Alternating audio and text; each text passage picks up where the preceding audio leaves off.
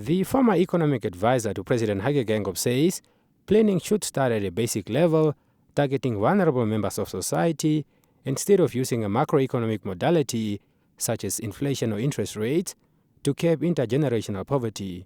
Dr. Steytler says if demographics and economic data sets meet, powerful planning tools can be developed for society. He says issues such as age profiles, migration patterns, life expectancy, mortality and fertility ratios' importance cannot be overemphasized for long-term planning. How do we leave no one behind if we do not know people? How do we know who is the most vulnerable person in Namibia if we just look at Namibia through the lens of a macroeconomist, through the lens of balance of payment, or through the lens of interest rates? Who is that theoretical, most vulnerable person in Namibia that where planning should start?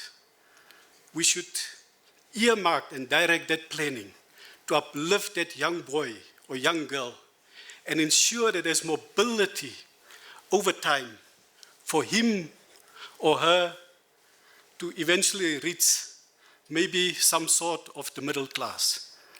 Meanwhile, economist Salomo Hay of the High Economic Intelligence says Namibia's inflation will persist for the foreseeable months. Every time that we make an MPC decision, there's always protecting the peg. So protecting the peg in the context that we've got a currency that's actually undervalued. And that undervaluation of that currency means that it leads to increase in prices.